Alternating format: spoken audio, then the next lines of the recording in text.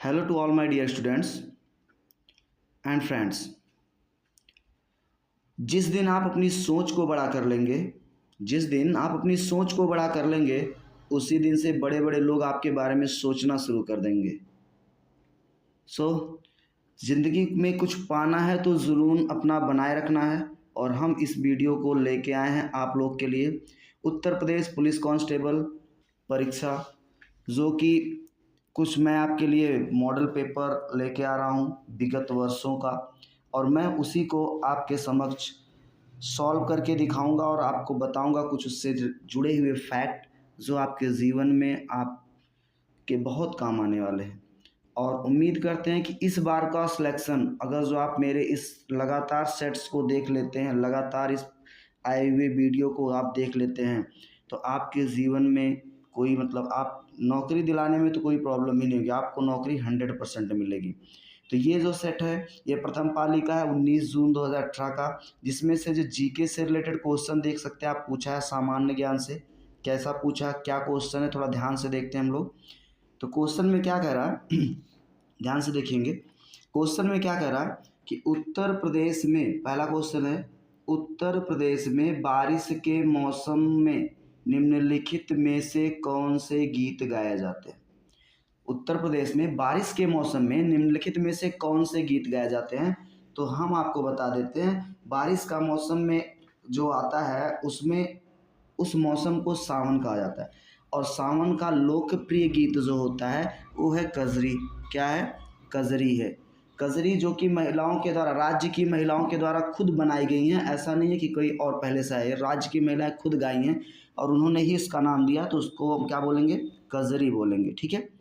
Second question, प्रसिद्ध सूफी संत के वार्षिक उर्स के अवसर पर हिंदू कैलेंडर के कार्तिक महीने में प्रतिवर्ष बाराबंकी में देवा मेला आयोजित किया जाता है। तो प्रसिद्ध सूफी संत कौन है जिनके स्मृति में ये देवा मेला आयोजित किया जाता है? तो अगर जो आप देखें तो ये सूफी संत हैं, प्रसिद्ध सूफी संत जो हैं वो वारिस अली शाह जी हैं। वारिस अली शाह जी, ये इन्हीं के लिए ही यह मेला लगाया जाता है और इस मेले का नाम दिया गया देवा शरीफ मेला। इस मेले का और क्या नाम है? देवा शरीफ मेला। देवा शरीफ मेला। ठीक है। तीसरा क्वेश्चन क्या कह रहा है? भारत में किस राज्य भर के सभी घरों में छत पर बारिश के पानी का संग्रहण अनिवार्य कर दिया गया है। मतलब भारत का कौन सा ऐसा राज्य है कि वहाँ उस राज्य के सभी घरों के छत पर बारिश संग्रह किया जाता है, बारिश को उस छत पर रोका जाता है, जिससे कि क्या हो? भूमिगत जल में सुधार आए। क्या हो जाए? भूमिगत में सुधार आए। तो ये किस राज्य का है? भारत के किस राज्य का है? तो ये तमिलनाडु का है। किसका है? तमिलनाडु। यानी ऑप्शन सी आपका सही है। उसके बाद में आपका अगला क्वेश्चन है, मध्य प्रदेश में खेती की कृषि भूमि झूम कृषि को भी कहते हैं। मध्य प्रदेश में जो कृषि करने के लिए जो खेती है उसको झूम कृषि कहते हैं। और वो झूम कृषि का दूसरा नाम क्या है? तो हम आपको बता दें कि मध्य प्रदेश में जो झूम खेती है या कृषि है, इसका एक नाम स्थानांतरित कृषि के नाम से भी जाना जाता है और एक दहिया के नाम से भी जाना जाता है। किस नाम से? दहिया। तो झूम कृषि को दहिया भी कहते हैं, दहिया कृषि भी कहेंगे, या फिर क्या कहेंगे उसको? स्थानांतरित कृषि भी कहते हैं। ठीक है। नेक्स्ट क्वेश्चन, 17वीं सदी के दौरान इब्राहिम आदिल शाह सेकंड द्वारा लिखी गई, कौन? इब्राहिम आदिल शाह सेकंड द्वारा लिखी गई कौन सी निम्नलिखित पुस्तक हिंदू देवताओं एवं मुस्लिम सूफियों के गुणगान से संबंधित गानों का संग्रहण है? तो आप बताएंगे कि इसमें ऐसे कौन से जो 17वीं सदी में इब्राहिम आदिल शाह जो कि उस समय शासन ये कर रहे थे, तो उनके द्वारा एक पुस्तक लिखी गई थी। वो पुस्तक जिसमें हिंदू देवता और मुस्लिम सूफियों के गुणगान की संबंधित गानों का संग्रह किया गया, तो उस किताब का नाम क्या है? उस बुक का नाम क्या है? तो उस बुक का नाम है किताब ए नौरस। किताब ए नौरस, यानी ऑप्शन बी इसका सही है। किताब ए नौरस है, जो कि ऑप्शन नंबर बी आपका सही है।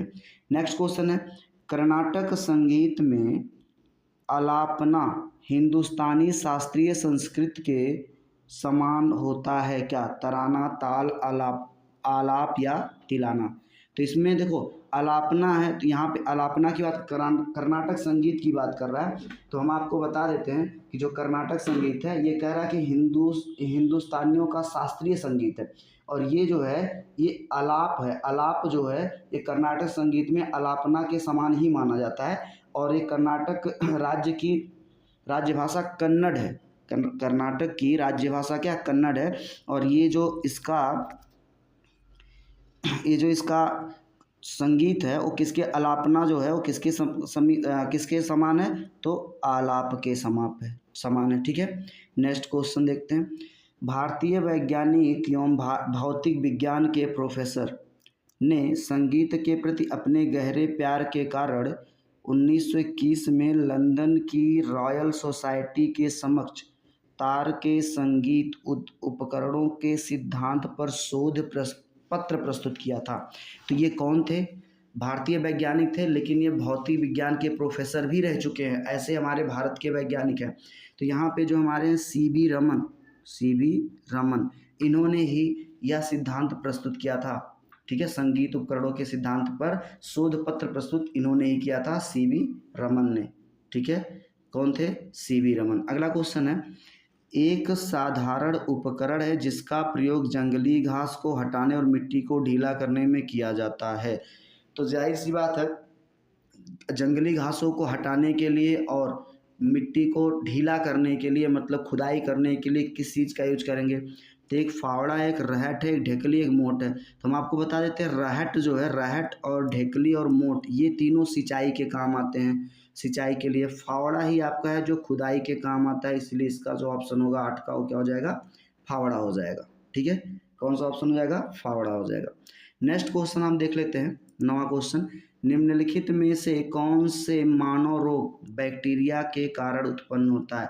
मानव रोग, कौन सा ऐसा मानव रोग है इसमें जो बैक्टीरिया के द्वारा उत्पन्न होता है? ऐसा नहीं कि कह सकते कि वायरस के द्वारा, वायरस नहीं, बैक्टीरिया के द्वारा। तो इसका ऑप्शन डी सही है, आंत्र ज्वर इसका ऑप्शन करेक्ट है। ठीक है, नेक्स्ट क्वेश्चन हम लोग देखते हैं, क्वेश्चन नंबर 10। क्या कह रहा है क्वेश्चन नंबर 10 में? निम्नलिखित में से दक्षिणी अमेरिकन देश के वर्ष 2000 में पानी की आपूर्ति के निजीकरण के विरुद्ध पानी युद्ध हुआ था। ये पानी युद्ध जो हुआ था वो कहाँ पे हुआ था और कब हुआ था? तो बता देते हैं कि ये जो पानी युद्ध हुआ था बोलीविया के जल युद्ध के नाम से वर्ष 2000 में जाना जाता है। मतलब ये बताया गया था कि 2002 में बोलीविया के नाम से ही जाना जाता है यह। ठीक है, और एक चीज़ और हम आपको बता देना चाहते हैं कि ये जो बोलीविया है इसका इस विरोध का कारण पानी का निजीकरण करना था, तथा बोलीविया दक्षिण अमेरिका देश है। बोलीविया जो है वो दक्षिण अमेरिका देश है, जो कि दक्षिण अमेरिका देश है। बोलीविया क्या है? दक्षिण अमेरिका देश है। और उसके साथ बता दें कि इसकी जो राजधानी है वो सुक्रे है। राजधानी क्या है? सुक्रे है। राजधानी सुक्रे है इसकी। ठीक है, नेक्स्ट अगला क्वेश्चन क्या कह रहा है कि राष्ट्रमंडल मानव अधिकार पहल, जिससे CHRI का मुख्यालय कहाँ पर स्थित है ये बताना है। तो अब राष्ट्रमंडल मानव अधिकार का जो मुख्यालय है वो नई दिल्ली में स्थित है। कहाँ स्थित है? नई दिल्ली में। ठीक है, नई दिल्ली में स्थित है। हम आपको जैसे बता देते हैं कि ये जो दिया गया कि राष्ट्रमंडल मानव अधिकार, ये 1987 में शुरू किया गया था, और उसके साथ साथ में इसमें मानव अधिकार को बढ़ावा देने और उनको बचाने का प्रस्ताव रखा गया, उद्देश्य लिया गया है, जिसका मुख्यालय भारत की नई दिल्ली यानी राजधानी में स्थित है। नेक्स्ट आपका क्या करा? प्रधानमंत्री PM मोदी ने शपथ ग्रहण करने के बाद सर्वप्रथम किस विदेशी देश का दौरा किया था? तो जाहिर सी बात है, बता देता हूँ कि जो हमारे पड़ोसी देश हैं भूटान, यहाँ पर इस भूटान में ही इन्होंने जब इन्होंने PM मोदी शपथ ग्रहण किए थे तो सबसे पहले इन्होंने भूटान में ही अपना दौरा किया था। ठीक है, भूटान देश में किया था। नेक्स्ट क्वेश्चन हम लोग का है क्वेश्चन नंबर 13। निम्नलिखित में से कौन सा देश भारतीय राज्य उत्तर प्रदेश से सीमाएं साझा करती हैं? तो ये कौन सा देश है? तो नेपाल है। कौन सा देश है ये? नेपाल है। नेपाल जो है भारतीय उत्तर प्रदेश के राज्य की सीमा से साझा करता है। नेपाल उत्तर प्रदेश से जुड़ा हुआ है, ऐसा आपको पता ही है ना, क्योंकि हम लोग नेपाल में जाते हैं, लुम्बिनी कहते हो, जा रहे हैं टूर पे लुम्बिनी, तो लुम्बिनी टूर पे जाते हैं तो उत्तर प्रदेश यही से जुड़ा हुआ है, ठीक है, नेपाल से। ठीक है, नेक्स्ट क्वेश्चन आते हैं हम लोग अब अपने क्वेश्चन नंबर 14 पर। क्वेश्चन नंबर 14 यानी कि 14, क्वेश्चन नंबर 14 क्या कह रहा है? अब यहाँ से आपसे कह रहा है क्वेश्चन नंबर 14 में कह रहा कि बिम्स्टेक BIMSTEC बिम्स्टेक एक उप क्षेत्रीय समूह है। क्या है? एक उप क्षेत्रीय समूह है जिसमें दक्षिण एशिया जिसमें दक्षिण एशिया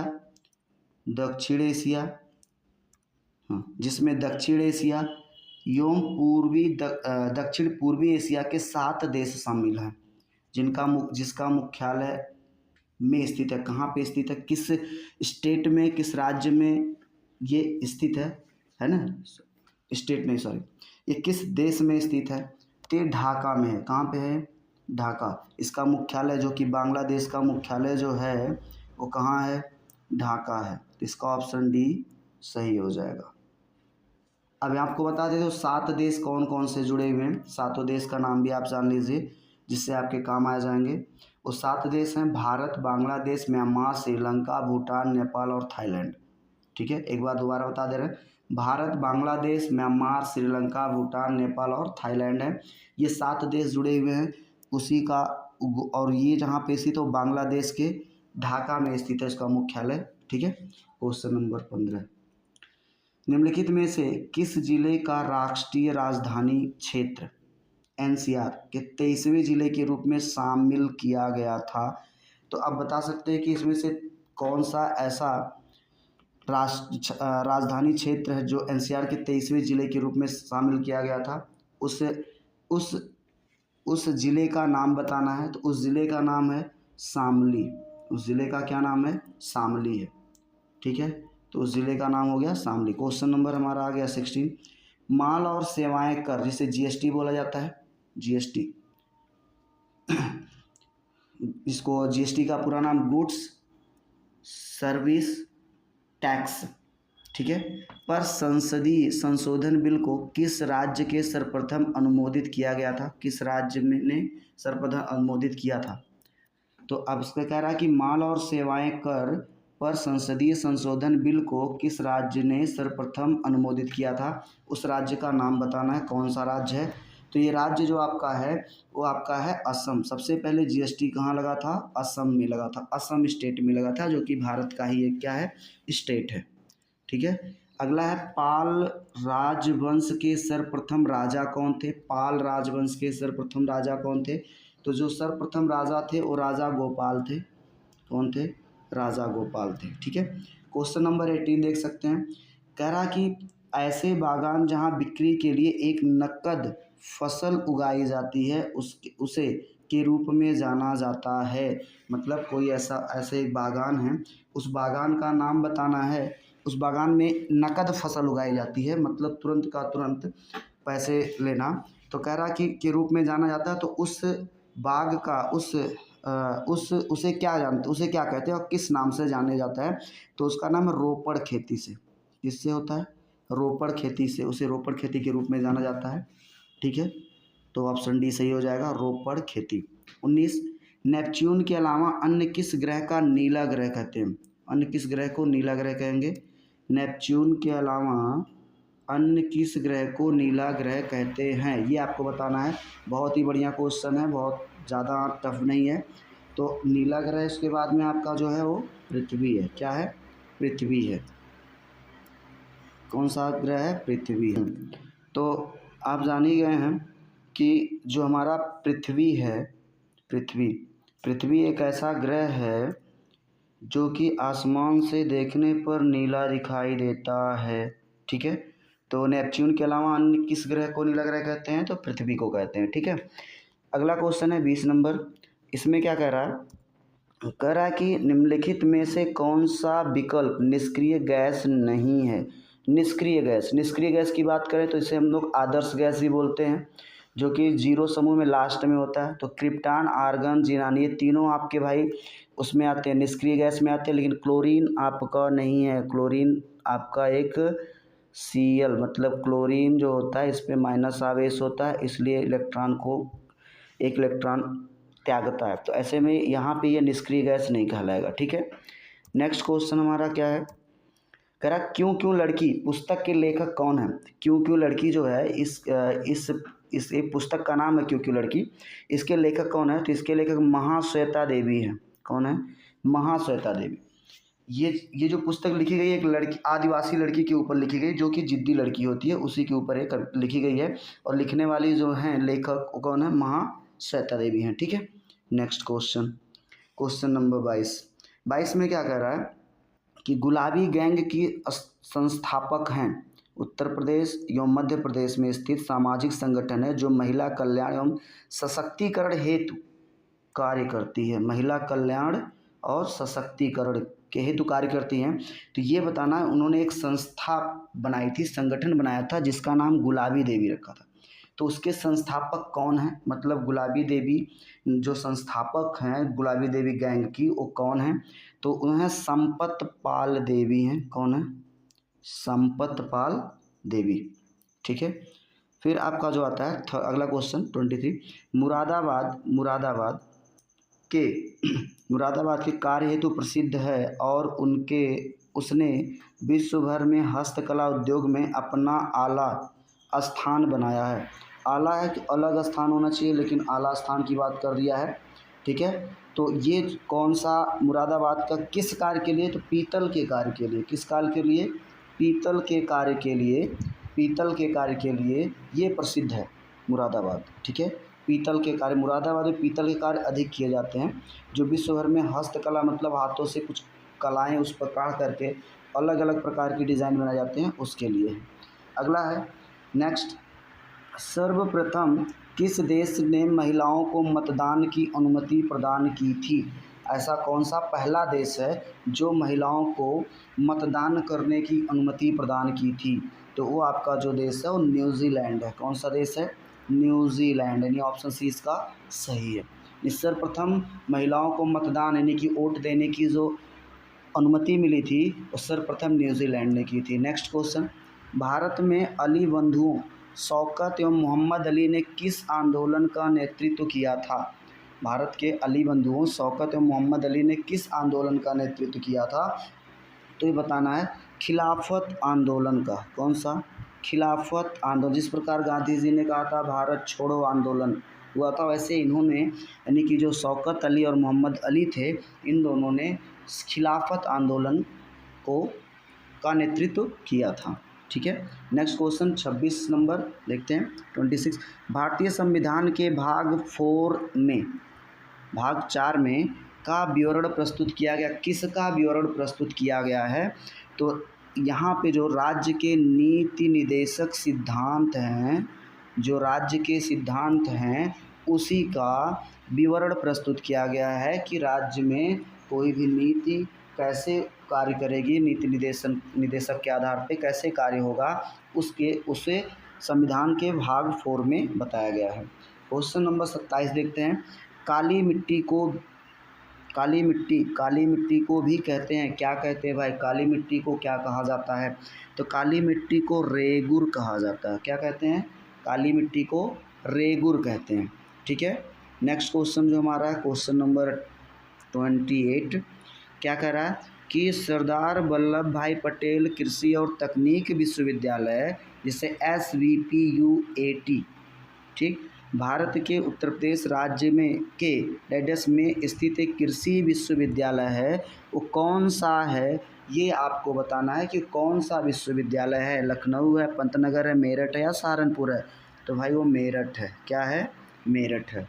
कौन सा है वो, मेरठ है। ठीक है, उम्मीद करते हैं कि 28 क्वेश्चन तक आपको समझ में आ गया होगा। और यहाँ पे क्वेश्चन नंबर 29 देख लेते हैं क्या कह रहा है। क्वेश्चन नंबर 29 में बोल रहा है कि मानव अधिकारों की सार्वभौमिक घोषणा जिसे UDH और के अनुच्छेद 4 में का विवरण प्रस्तुत किया गया। किसका किया गया विवरण भाई? अनुच्छेद 4 में किसका विवरण, सार्वभौमिक घोषणा में किसका विवरण किया गया? तो गुलामी से स्वतंत्रता का विवरण आपको अनुच्छेद 4 में मिलेगा। गुलामी से स्वतंत्रता का विवरण अनुच्छेद 4 में आपको मिलेगा। क्वेश्चन नंबर 30 क्या कह रहा है? क्वेश्चन नंबर 30 कह रहा है कि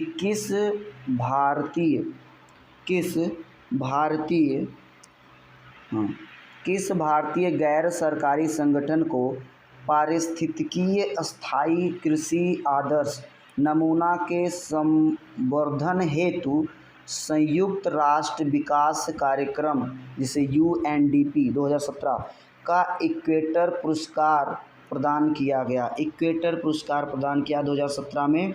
तो किसको किया गया ये आपको बताना है। तो किया गया स्वयं शिक्षा प्रयोग पर। किस पे किया गया? स्वयं शिक्षण प्रयोग। ठीक है, स्वयं शिक्षण प्रयोग में। क्वेश्चन नंबर 31, प्रकाश वर्ष किसका मापन करता है भाई? दूरी का, गति का, ऊर्जा का या भार का? तो आपको पहले बता दें साइंस में कि प्रकाश वर्ष दूरी का मापन है, दूरी का मापन है। अगला क्वेश्चन बात करते हैं 32, कह रहा कि मनुष्य की आँख का रंग आँख के डैश डैश में स्थिर रंग द्रव्य पर निर्भर करता है। अब किसके होता है भाई? यही तो बताना है आपको किसके होता है। आइरिस, कार्निया, फेस या लेंस? तो भाई कार्निया पर डिपेंड करता है, कार्निया पर। आइरिस पे तो करेगा नहीं, फेस पर भी नहीं करेगा, ना लेंस पे करेगा, डिपेंड करता है कार्निया पर। ठीक है, तो ये डिपेंड करेगा किस पे? कार्निया पर। कार्निया पे नहीं होता है, एक मिनट, सॉरी कार्निया आइरिस पर डिपेंड करता है। कार्निया पे नहीं करेगा, किस पर करेगा?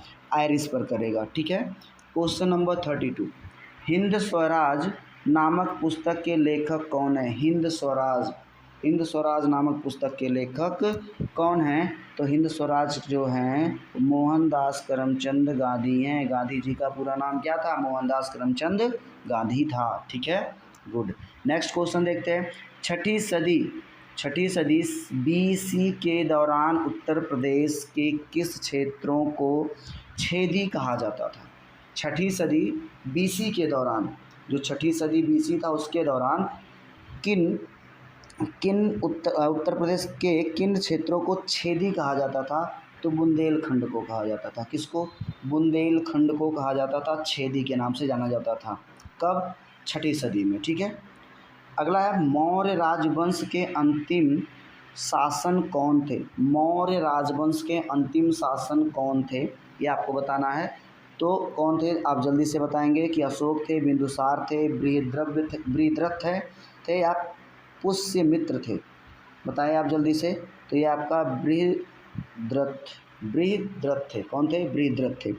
ठीक है, नेक्स्ट क्वेश्चन आगे कह रहा कि भारतीय प्राचीन में जमदग्नि ऋषि का आश्रम जामानिया में था, वो जो कि वर्तमान उत्तर प्रदेश के ज़िले में स्थित है। जामानिया में था किसका? जमदग्नि ऋषि का आश्रम जो था प्राचीन भारत में वो जामानिया में था, लेकिन उत्तर प्रदेश के किस ज़िले में स्थित है ये आपको बताना है कि उत्तर प्रदेश के किस ज़िले में स्थित है। तो गाज़ीपुर में स्थित है। कहाँ पे स्थित है भाई? गाज़ीपुर में। लखनऊ में है नहीं, वाराणसी में नहीं, सीतापुर में, आपका कहाँ पे है? गाज़ीपुर में। क्वेश्चन नंबर नेक्स्ट 37 नंबर देते हैं। राजा हर्षवर्धन ने डैडस में भद्र विहार नामक ज्ञान के एक बृहद केंद्र की स्थापना की थी।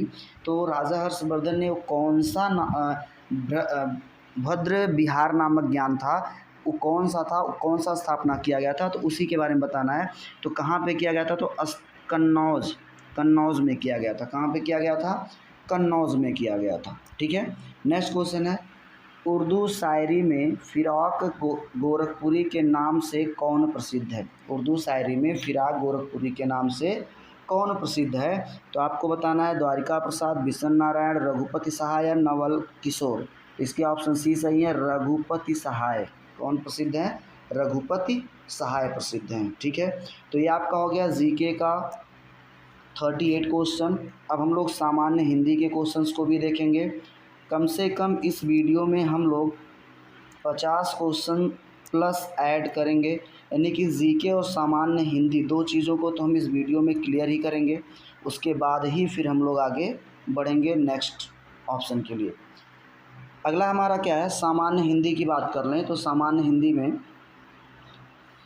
हिंदी के लिए अगर जो हम बात करें तो अब हम लोग आते हैं सामान्य हिंदी पर। सामान्य हिंदी में क्वेश्चंस क्या क्या दिए हैं, क्वेश्चन नंबर 39 देख सकते हैं, उसी सीरीज़ में है।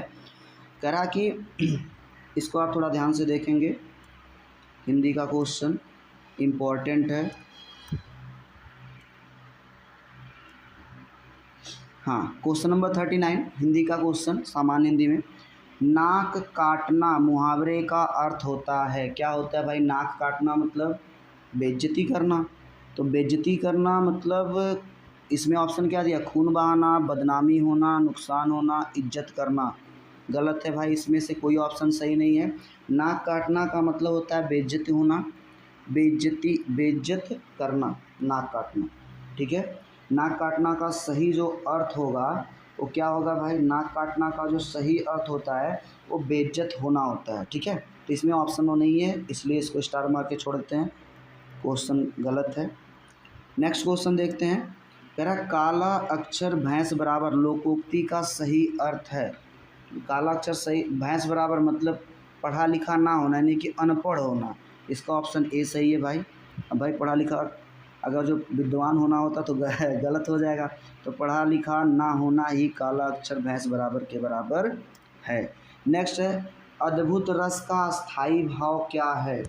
अद्भुत रस का स्थायी भाव क्या है, तो भाई विस्मय है। अद्भुत रस का स्थायी भाव क्या है, विस्मय है। तो 41 का आंसर सी हो जाएगा।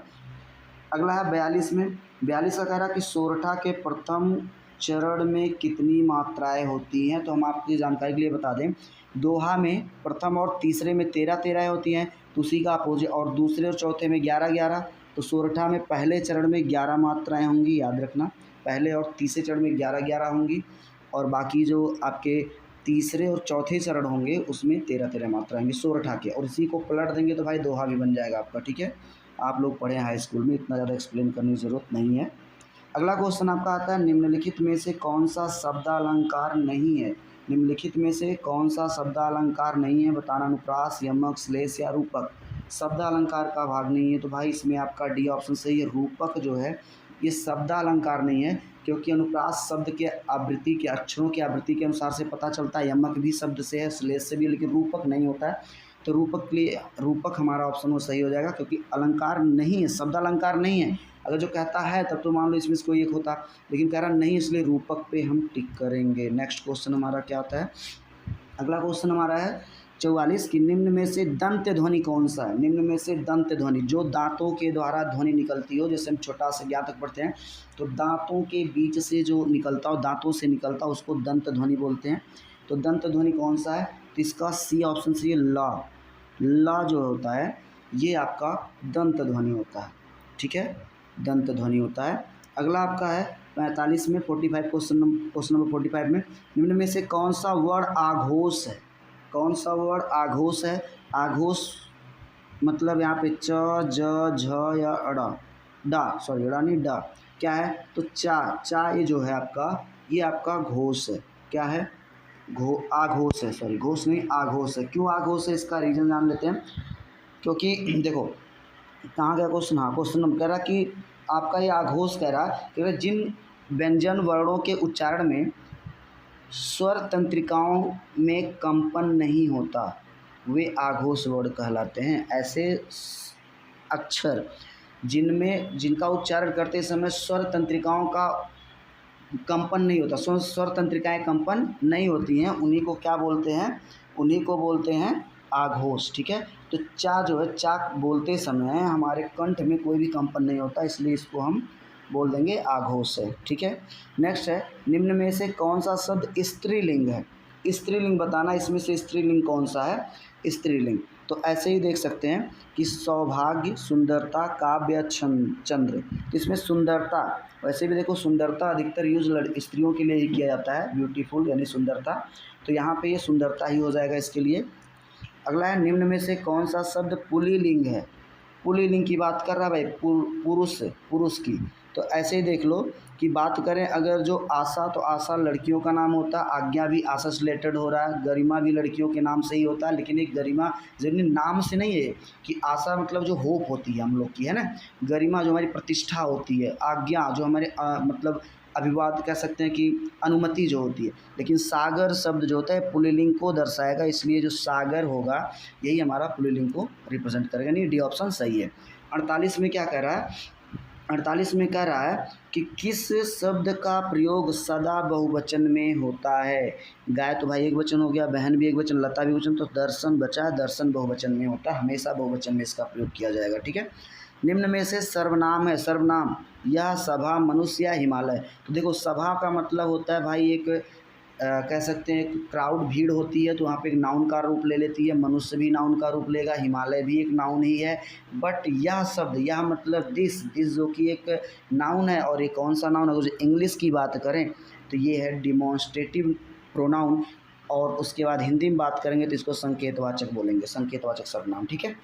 अगला आपका क्वेश्चन क्या है, अगला क्वेश्चन क्या है, निम्नलिखित में से विशेषण कौन है। विशेषण मतलब एडजेक्टिव की बात कर रहा है भाई, विशेषण मतलब एडजेक्टिव।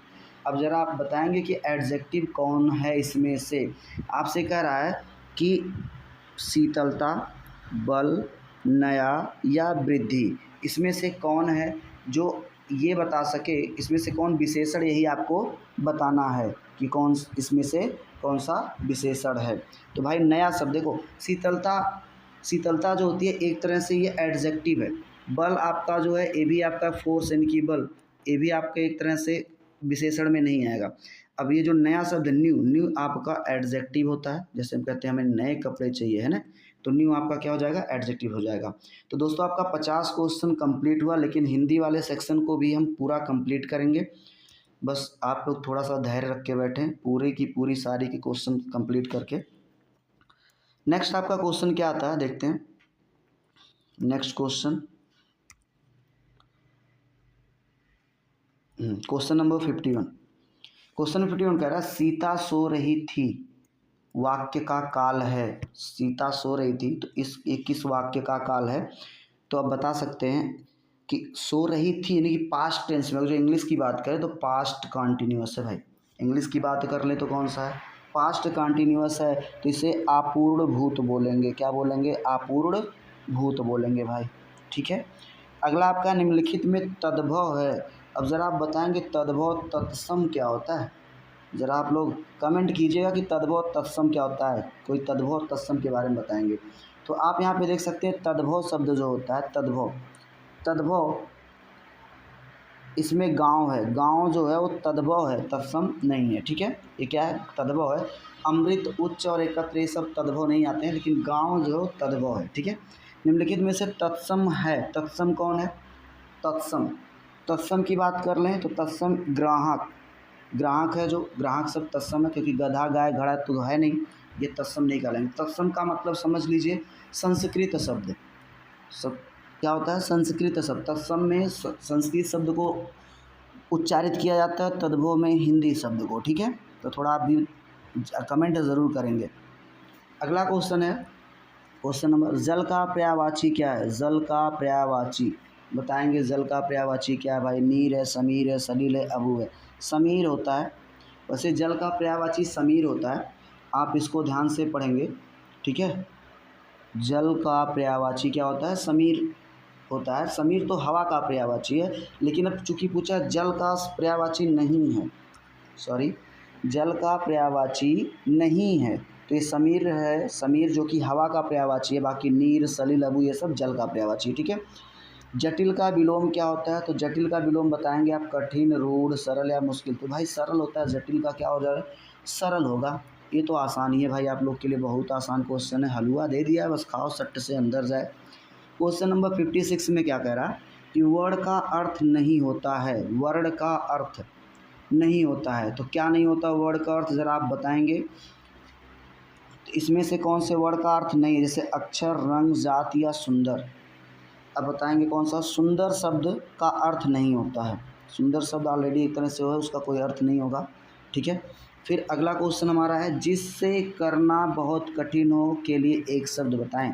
जिसे करना बहुत कठिन हो उसके लिए एक शब्द बताना है। तो दुष्कर, दुष्कर, पुष्कर होगा नहीं, दुर्जय भी नहीं होगा, ना दुराग्रह होगा, क्या होगा? दुष्कर होगा। ठीक, क्वेश्चन नंबर 58। अली, अली, अली, अली का सही अर्थ देने वाला बल युग्म है। अब आप बताएंगे अली और अली का, तो अली मतलब होता है भौरा, अली मतलब होता है सखी, तो इसका ऑप्शन बी सही होगा, भौरा सखी। ठीक है। अपमान में उपसर्ग है, उपसर्ग, अपमान में उपसर्ग, देखो उपसर्ग होता है और ये क्या होता है? प्रत्यय, प्रत्यय और उपसर्ग। तो उपसर्ग कहाँ लगता है भाई? तो आगे लगेगा यहाँ पे, तो डी ऑप्शन इसका सही होगा। 56 यानी कि 59 का डी ऑप्शन सही है। घबराहट में प्रत्यय कौन है? आहट है भाई, वैसे ही पता चल रहा है घबराहट में आहट होता है ना। ठीक है। 61 में देखें, परमार्थ का संधि विच्छेद, 61 का परमार्थ, 61 क्वेश्चन है, परमार्थ का संधि विच्छेद है, क्या है आप बताएंगे?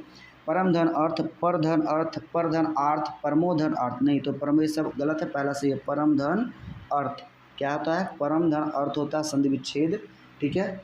उसके बाद में मैंने या काम, क्वेश्चन नंबर 62 देखेंगे, मैंने या काम कर लेना चाहिए, वाक्य में अशुद्ध अंश है। मैंने या काम, मैंने या काम करने से इसमें से कौन सा शब्द अशुद्ध है, यही आपको बताना है। तो मैंने है, मैंने नहीं होगा, मुझे होना चाहिए, मुझे या काम कर लेना चाहिए, ऐसा ऐसा ही होगा। तो मैंने की जगह मुझे होना चाहिए, तो यहाँ पे मैंने अशुद्ध अंश है, इसलिए मैंने पे टिक कर देंगे। ठीक है। अगला पूछ रहा है, राजपुत्र में समास है। अब बताना आपको कि राजपुत्र में कौन सा समास है। राजपुत्र का मतलब राजा का पुत्र, इसीलिए इसको हम बोलेंगे तत्पुरुष समास। क्या बोलेंगे? तत्पुरुष समास। आम खाया जाता है में कौन सा वाच्य है? अब आपको बताना कि आम खाया जाता है में कौन सा वाच्य है, तो एक कर्मवाच्य है। ठीक, कैसे कर्मवाच्य? क्योंकि आम शब्द जो है ना वो ऑब्जेक्ट का यानी कि कर्म का काम करता है, जो कि पहले लग गया है, तो इसलिए से कर्मवाच्य बोलेंगे। पैसिव वॉइस में लिखा गया है, एक्टिव में नहीं। एक्टिव वॉइस में होता है तो कर्तृवाच्य होता है, इसको कर्तृवाच्य बोलते हैं, लेकिन पैसिव में लिखा इसलिए इसको कर्मवाच्य बोलेंगे। ठीक है। आम खाया जाता है। ठीक है। अगला क्वेश्चन 65, निम्नलिखित में से अव्यय है। अब आपको बताना निम्नलिखित में से कौन सा अव्यय है, ये आपको बताना है। तो इसका तथा शब्द अव्यय है। क्या है? तथा शब्द क्या है? अव्यय है। अगला क्वेश्चन है, 66 क्वेश्चन क्या बोल रहा है? कह रहा कि हिंदी में अल्प विराम का चिन्ह, अल्प विराम का चिन्ह कौन होता है भाई? तो हम आपको बता दें, ये क्वेश्चन मार्क यानी प्रश्नवाचक चिन्ह है, ये विस्मयवाचक चिन्ह है, ये आपका फुल स्टॉप इसको कहते हैं हम लोग, या खड़ी पाई बोलते हैं, फुल स्टॉप का है। और ये आपका है अल्प विराम का चिन्ह, ये आपका जो क्या है? अल्प, यानी कि ऑप्शन डी इसका सही है, इसका ऑप्शन डी आंसर सही है। ठीक है। ऑप्शन डी इसका आंसर सही है। नेक्स्ट क्वेश्चन की बात करते हैं। अब थोड़ा सा क्वेश्चन जो है आपके पैसेज से रिलेटेड, तो पैसेज को ध्यान से पढ़ते हुए आपके इस क्वेश्चन को आंसर देना है। बिना पैसेज पढ़े हुए आप क्वेश्चन का आंसर नहीं दे पाएंगे। तो यहाँ क्वेश्चन क्या कह रहा है? क्वेश्चन पहले पैसेज पढ़ लेते हैं। पैसेज गद्यांश दिया, उस गद्यांश को अच्छे से पढ़ लेना, फिर उसी से रिलेटेड क्वेश्चन देगा। कह रहा कि घोड़ों की टापों की आवाज़ सुनकर ममता भयभीत हो गई। पथिक ने कहा, वह स्त्री कहाँ गई? उसे खोज निकालो। ममता छिपने के लिए अधिक सचेत हुई। यह मृगवाद में चली गई, दिन भर उसमें से ना निकली। संध्या में जब उन लोगों के जाने का उपक्रम हुआ तो ममता ने सुना पथिक घोड़े पर सवार होते हुए कह रहे थे, मिर्ज़ा, उस स्त्री को मैं कुछ ना दे सका, उसका घर बनवा देना, क्योंकि मैंने विपत्ति में यहाँ विश्राम पाया था। यह स्थान भूलना मत। चौसा के मुगल पठान युद्ध को बहुत दिन बीत गए। ममता अब 70 वर्ष की वृद्ध है। वह अपनी झोपड़ी में एक दिन पड़ी थी। उसका जीर्ण कंकाल खांसी से गूंज रहा था। ममता ने जल पीना चाहा। एक स्त्री ने सौंपी से जल पिलाया। सहसा एक अश्वरोही झोपड़ी के द्वार पर दिखाई पड़ा। मिर्जा ने जो चित्र बना कर दिया था उसी जगह का होना चाहिए। बुढ़िया मर गई होगी। अब किससे पूछूं कि एक दिन बादशाह हुमायूं ने किस छप्पर के नीचे विश्राम किया था। तो अब यहाँ पे आपको कुछ क्वेश्चन है, उस क्वेश्चन का आंसर देना है, इसको आपको पढ़ा दिए हैं, ठीक है। तो कह रहा है कि क्वेश्चन भी आ रहा है, उपरोक्त गद्यांश को पढ़कर नीचे दिए प्रश्नों में यानी 67 से 71 के उत्तर देने हैं।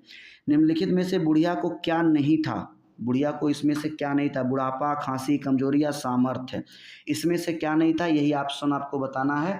तो ज़रा आप बताएंगे कि उसको पढ़ने के बाद में क्या मिला। तो इसमें सामर्थ्य, उसके पास पावर यानी सामर्थ्य, ताकत नहीं थी। बुढ़ापा तो आ ही गया था, खांसी भी उसे हो चुकी थी, कमजोरी भी थी, ठीक है। नेक्स्ट क्वेश्चन क्या है, अगला क्वेश्चन कह रहा कि अश्वरोही कहाँ वहाँ क्यों आया था। तो बुढ़िया को ढूंढने के लिए, मिर्जा की तलाश में, बुढ़िया के छप्पर को ढूंढने, वहाँ विश्राम करने के लिए। तो जो अश्वरोही था वह बुढ़िया के छप्पर को ढूंढने के लिए आया था। अभी मैंने आपको बताया ना वो किस लिए आया था, बुढ़िया के छप्पर को ढूंढने। नहीं, ऑप्शन सी इसका क्या होगा, सही आंसर होगा, ठीक है। नेक्स्ट क्वेश्चन की बात करता हूँ, अगला क्वेश्चन, क्वेश्चन नंबर 69 कह रहा गद्यांश में पथिक किसे कहा गया। जो पथिक है गद्यांश में, जो पथिक बना हुआ है वो कौन है, पथिक, पथिक इसमें कौन है आपको ये बताना है। हुमायूं जो थे वो पथिक थे, कौन थे, हुमायूं पथिक थे, क्योंकि वही वहाँ पे आके विश्राम किए थे ना। अगला क्वेश्चन नंबर 70, हुमायूं में कौन सा गुण था, आपको ये बताना कि हुमायूं में कौन सा गुण था, कृतज्ञता का था, न्यायप्रियता का था, कृपाणुता का था या विश्वसनीयता का था। तो इनमें कृतज्ञता था, मतलब वो आभार व्यक्त करने वाले व्यक्ति थे, ठीक है। नेक्स्ट क्वेश्चन, ममता दिन भर बाहर क्यों नहीं निकली थी, ममता दिन भर बाहर क्यों नहीं निकली थी। तो ये बताना है कि उसका घर नहीं था, ये ऑप्शन सही है, गलत, वह डरी हुई थी, शरीर में शक्ति नहीं थी, घायल थी, वह डरी हुई थी इसलिए वह दिन भर बाहर नहीं निकली थी, यानी कि बी ऑप्शन सही होगा।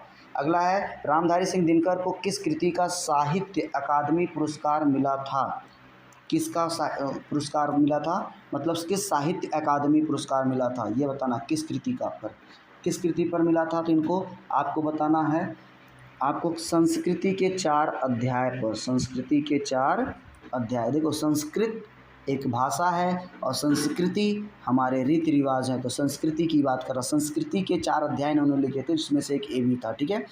अगला है 73 क्वेश्चन, पद्मावत किसकी रचना है। जाहिर सी बात है पद्मावत जायसी की रचना, ये पहले से ही सबको पता होगा, आप लोग पढ़े ही हैं, इसमें बहुत ज़्यादा जरूरी नहीं है, बहुत ज़्यादा टफ नहीं है।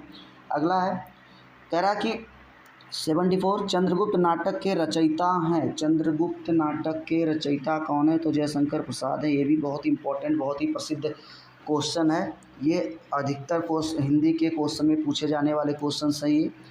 अगला क्वेश्चन 75 नंबर 75 नंबर में, भारत भारती के रचनाकार, भारत भारती के मैथिली शरण गुप्त जी हैं, ये भी आपको पता ही होगा, मैथिली शरण गुप्त जी ही हैं जो भारत भारती नामक रचनाकार हैं, मतलब उन्होंने इसको लिखा था।